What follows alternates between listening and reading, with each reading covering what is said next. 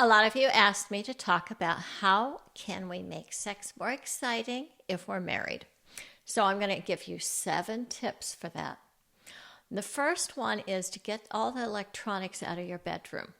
So that means no TV up on the wall, and that means no smartphones by the bed. And the reason for that is we're creating a lovely atmosphere that is just for making love. Second, do not have arguments in the bedroom. Your body will associate those conflicts with the same place that you may be choosing to make love. I'm kind of assuming you might have kids. If you don't, you probably don't need this next one. But you also need to get a lock for the door or a do not disturb sign for the door so that your kids know there is mommy and daddy time when they are not allowed to interrupt you. Okay, so running through those again. No television, no smartphones, a lock or a do not disturb sign on the door. Okay, and no arguments in the bedroom. I'm not assuming you don't want to make love other places. Yes, that can be very exciting. But right now I'm just going to focus on the typical scenario where you've got children and it's probably going to take place in the bedroom. The next thing you want to do is set up a date night. Okay? Now some people think, oh, that's kind of artificial. I want this spontaneous thing. I'm sorry, but usually if you have children and a lot of the obligations that come with a marriage, you're going to have to schedule a date night. For a lot of people, that's Friday night, Saturday night, not Sunday because I got to go back to work the next day. And it gives you something to look forward to. Get a sitter for the kids, go out, see a movie, go have dinner at your favorite restaurant. Not too much food. Definitely don't drink too much alcohol. It will impede the sexual experience. You want to keep yourself as sober as possible and also keep your stomach a little more on the empty side. And then you want to make your bedroom a really romantic, sacred place. Now, there's a lot of different ways that you could do that. You can have aromatherapy or incense that stimulates the olfactory senses. And romantic lighting, maybe candlelight if that's not too dangerous.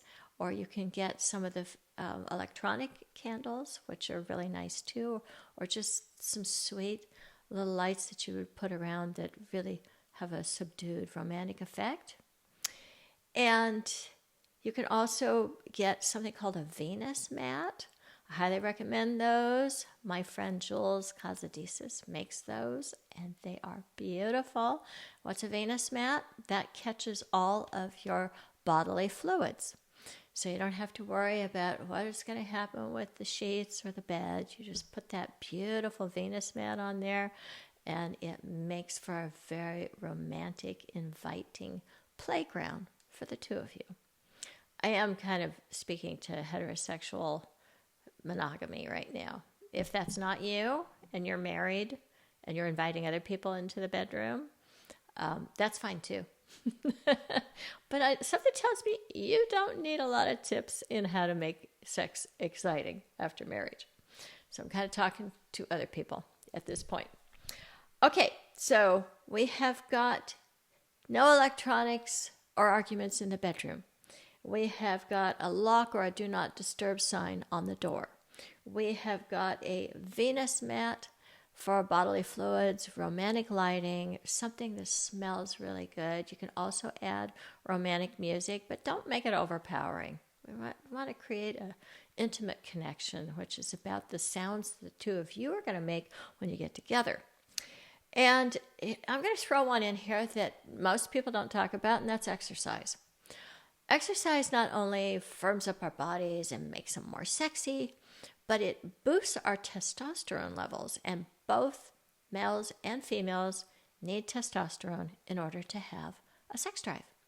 So you can go to the gym and boost your hormone levels and then come home and make a mad, passionate love. My partner and I did that all the time. It's very, really sexy. Plus you get to watch each other working out, which can be a lot of fun too. And then there's communication. You probably heard this one over and over again. Here's the thing about communication. We can do verbal foreplay all week long. We can say sweet things to each other. We can leave each other little notes, text each other messages that are sexy or maybe just appreciative. What a lot of people find sexy and exciting is being appreciated. So love notes. Yeah, a little old-fashioned, but really what calls to the heart and opens it up. And while we're talking about opening up the heart and how that affects married sex, I want to talk about conflict. This is something most couples avoid. I highly recommend you do not. Do not avoid your conflicts. Also, don't take them on by yourselves. Get a professional, a therapist, counselor, coach, somebody who knows something about couples dynamics who can help you take on those conflicts. I can't tell you how many of my clients have had a really deep conversation around their conflicts in their sessions with me and then go home and have the best sex of their lives. There is something about being that honest and that transparent that is so sexy and really supercharges the libido. Okay, that's it. Those are my tips for better sex if you're married.